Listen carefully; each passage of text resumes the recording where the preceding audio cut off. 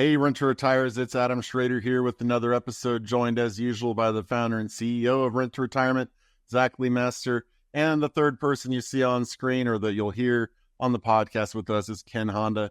He is the author of Happy Money, the Japanese art of making peace with your money. We're going to talk today a little bit more about mindset and strategies as opposed to just straight up buying an investment property. So Ken, thanks for joining us today. Thank you so much. I'm so honored to be here. Yeah. So tell us a little bit, when people look at the title of your book, Happy Money, Making Peace with Your Money. I mean, I'm always happy when I make money. I find that, I can make a nice little pillow with it and sleep well with it. So what is happy money? Like how is it different than just calling a book Making Money? So happy money makes you smile when you receive it and also gives you joy when you spend it. Unfortunately, a lot of us are in the flow of unhappy money, which makes us feel squeezed when we get a check. And also we feel frustrated and irritated when we pay bills. It's just not how much money you have or how much money you make. It's about your attitude. I've been interviewed many millionaires and billionaires, and they're not happy with the money they have because they always want more and want more. And in the process of wanting more, you fall into this trap of unhappiness because you're never satisfied with what you have. So money doesn't equal happiness? Is that what you're saying, Ken? Money could be. Money can definitely help us get rid of all the inconveniences. Instead of going hitchhiking, you can take a cab or Uber, or you can fly.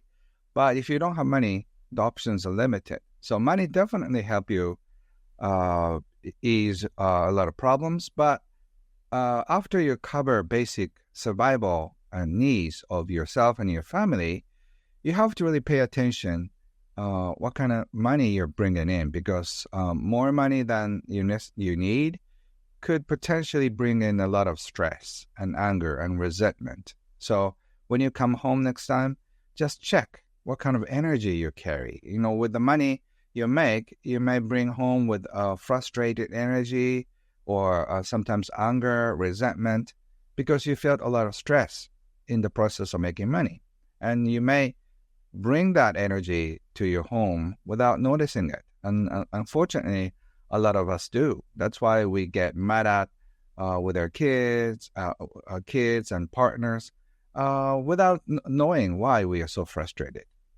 So it seems like in that case, the solution would be just like a non-stressful job, but there are stressful jobs out there. Yes. Somebody has to do them. So if you do have a job that is stressful, whether that be like physical labor or mentally stressing, how do you separate that? Because it's kind of hard to just say, don't bring stress home with you, and then not actually bring stress home with you. You're exactly right. Because, if you're doing what you don't like, it gives you a lot of stress. Even if it's the same toilet cleaning, my best-selling author friend started as a janitor, getting paid for something like $30 per day. But he was so preoccupied with what he did, so he fell in love with cleaning the toilets. So some people hate it. He loved it. So whenever we go on a trip, he doesn't come back from the bathroom, and I just ask him. I thought he had some health issues, and he said, "Sorry, the bathrooms are too dirty. I couldn't help cleaning all the toilets." So without getting paid, of course, because it's a public toilet. So if you fall in love with the work you do that much, that doesn't bring in much stress. So the key is to do what you love and then receive money. Otherwise, if you just sell your soul to money, even if it brings billions, you lose peace of mind. And just to be clear, though, on the toilet aspect, we're talking about Japanese toilets, not Western toilets. Is that accurate? Any toilet. The squatters. No, I think you bring up a lot of really good points, Ken. I want to share some concrete takeaways with our audience of course they could read your book, and I think that this is a concept we don't really talk a lot about, right? And we could go on a lot of different tangents about even the mindset in America and capitalism and things like this, but a lot of I think a lot of our audience, and ourselves included, would fall into the category of like, hey, we're real estate investors. We're looking to take control of our financial position by investing in an asset that we have to go out and learn ourselves because it's not taught through traditional like school systems or whatever. Right. And so we want to create like financial stability investing in real estate. But real estate also could add potential stress. And having more money and even being financially independent does not equal happiness. Yes. And it is a journey of learning and evolving both personally and professionally. And so give us from your experience, maybe some key nuggets of knowledge in your book, some takeaways that someone on the path of like trying to take control of their finances and earn financial independence, invest and, like earn more money, but also create a lifestyle, how they can try to do that while simultaneously not losing sight of like the why we came here to do this in the first place, which is like build a lifestyle, right? Because you could be financially independent and miserable and, vice versa. So give us a few key takeaways from the book that would be beneficial for people to think about. Yes. I had the honor of sharing the same stage with Robert Kiyosaki, Rich Dad Poor Dad. I'm sure many of you have read his book. And he was talking about what could potentially come in the future. And I agree with him in certain points. When money IQ is very important, I think money EQ is equally important. Money IQ is financial knowledge, and money EQ is what I teach, emotional intelligence. So you have to have both. In order to have a solid financial base, you have to have, of course, money knowledge and also money numbers in terms of financial independence. But at the same time, you have to have emotional intelligence. Otherwise, I cannot be secure with $1 million. I need $2 million. And then you invest more, you leverage, and then if you do it too much, you lose it. You lose it all. So you have to know how big your money container is, because somebody is born with a big money container like Bill Gates, Elon Musk, and others are born with a small ones. So you have to know the right size for you.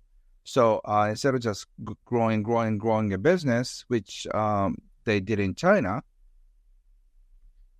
so just doing too much leverage could ruin your financial independence. So my advice is go slow and then heal your money pains, because a lot of people try to get money to feel secure, but money itself doesn't bring you any security.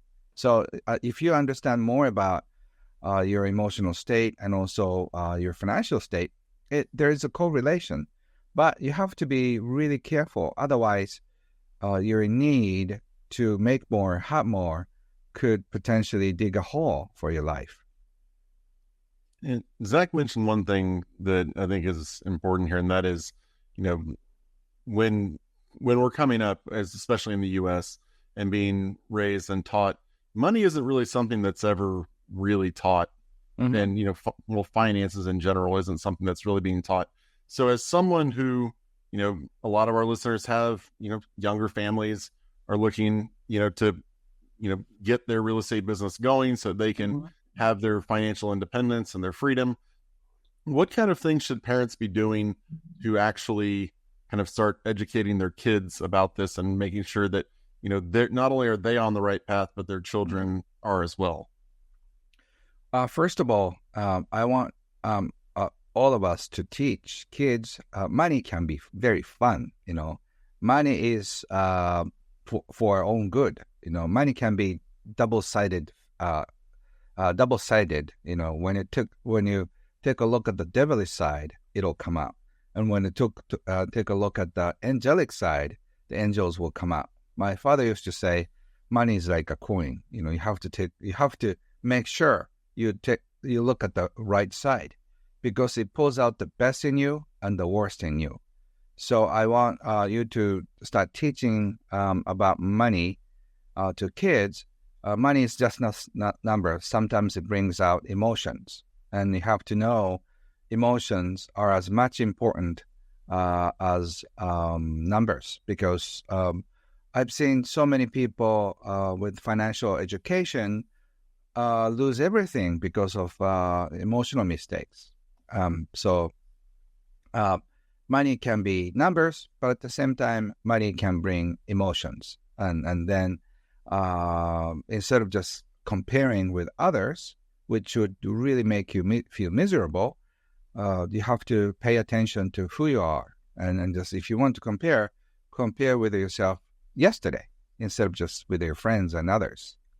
This is, as I listen to you, Ken, this is probably something that we don't talk about enough. And I know maybe a lot of newer investors could be listening to this going like, I don't care about this right now. Just teach me how to invest, right? But but this is an important thing to understand just in your evolution journey, because like the mindset about money and investing and about how to deal with challenges, I think is so dramatically important, because that's really kind of the big why of taking control. Like investing in general is to make smart decisions with money to earn more money, but investing is inherently risky and you will lose money if you invest at some point. Like those things will happen.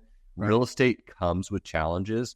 And so just having, and I could just think about countless experiences in my own life with like letting my emotions drive my either investing decisions, my reactions to business decisions that have caused, negative outcomes and positive.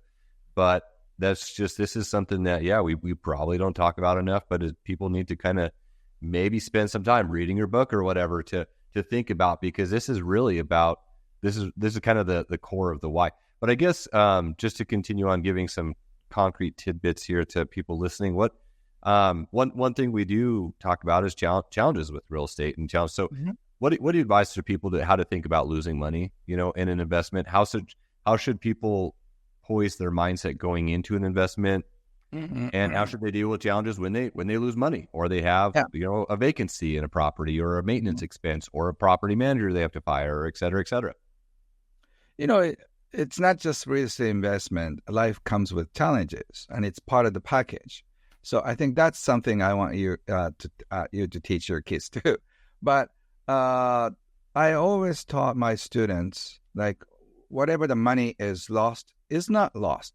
So you have to pay more attention to time more, because you can get the money back, but you cannot get your time back. And one of the things about losing money is that if you lose money, just imagine that it's in God's escrow account somewhere. So when you do things right, it'll be cashed out again. So it's not lost. It's temporarily stored somewhere. So if you do the right thing in the future, it's like you have the right digits, with a key, it'll be drawn, and then it'll be cashed out from other dealings. So don't get disappointed or frustrated. So I always think when I lose money, that money is taken away because I wasn't smart enough to be able to handle the money. So God said, okay, I'll just keep it for temporarily. When your time comes, I'll just cash it out. So when you mental attitudes like that, you feel easier about money. And then when you do the right thing, the money will follow. And that is, you have to do what you love. And if real estate investment is something you fall in love with, go with it. But if you feel like, I should invest in real estate, you cannot go through all the process, because unless you love somebody, you cannot. And I'm sure not only real estate, but other businesses, it's the same thing. It comes with a lot of negativity too. And then unless you have enough love, and I think the same thing goes with your partner. If you love your husband or wife enough, you can go through. But if you don't love him or love her as much, you feel like, no, that's too much. So, and I think you should fall in love with what you do. Do you think there's some law of attractiveness with the way that you think about investing in money that attracts money? Yes, but you have to be careful with other things. I published, I I have in my Japanese book somewhere. But what I'm going to publish next week, it'll be in Japanese, is what I want you to know about money. And in there, I don't talk about money IQ too much, but this time I did because money rules change every 10 years, minor changes. Could you explain that? Could you? Yeah, like when Lehman shock happened, Lehman Brothers fall apart. Nobody thought it would because the government would support it. And then the big crash happened. And if you're 35 or older, you kind of know what it went through. And if you're younger, you don't know.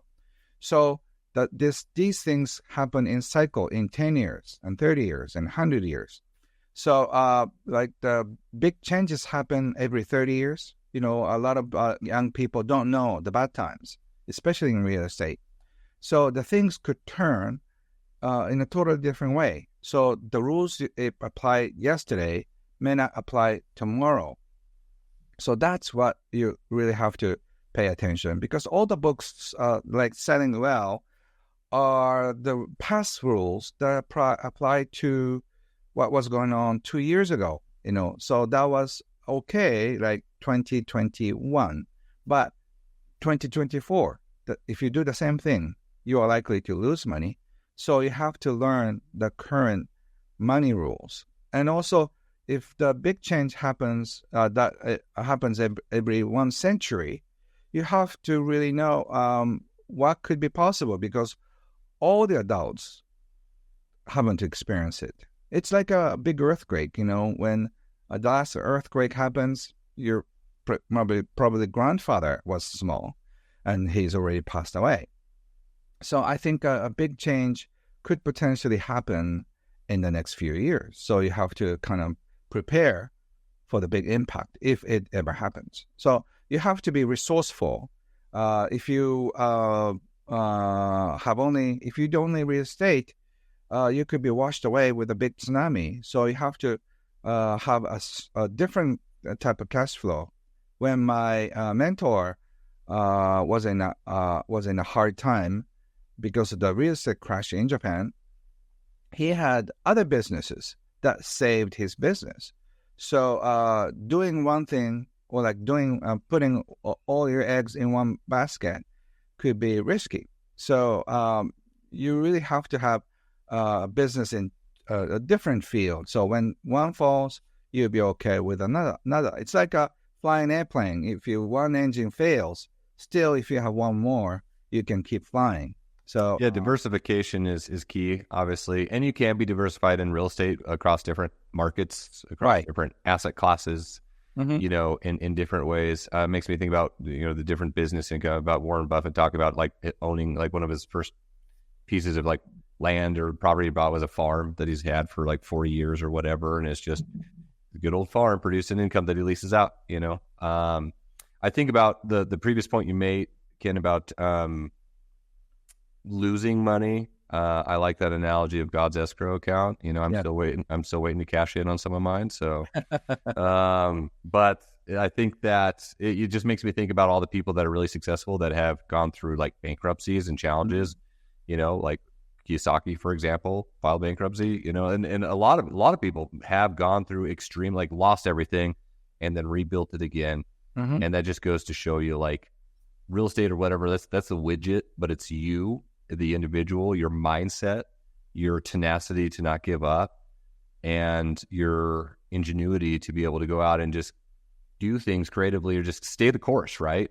Just in how you think about money and then create an empire. And so a lot of times we see people getting so focused on little problems that are short term. And yes, it's frustrating because our emotional intelligence is letting us drive our thinking and decision making. And sometimes we have to deal with investors that are upset with us because it's like, whatever, there's a tenant not paying or a builder's like dragging their feet on something. And yes, that stinks, but like look at the big picture and think about how long term you still can make successful relationships, businesses, business relationships, and ultimately investment decisions. So a lot of good context here. I think this is good stuff. Adam, what do you think? Yeah, I agree, but I want to give our listeners something like tangible to take away. So if you realize if you're listening to this and you realize I do not have a good relationship with money, I need to do it. Are there any kind of like top 3, top 4 things that people can actually start implementing or, really focusing on in their daily life that can help them turn around their relationship? Yes. One of the very quick and easy technique is what I learned from Wahei Takeda, who used to be called Warren Buffett of Japan. He passed away a few years ago. He said, arigato your money. Thank your money when it comes in, and arigato your money when it goes out. So arigato in, arigato out. Thank your money in and out. You can say gracias or merci or shei or spasiba, whatever the language you use is fine. I think if you do it in a foreign language, it's kind of fun. So thank the money when it comes in, because think about it. If you're a coach or if you are a business owner or a property owner, they chose your property out of thousands of other properties because, it was affordable or it looked good. Whatever the reason, they chose you to pay the money to. So you can thank your tenant. Thank you for paying it monthly, without being late.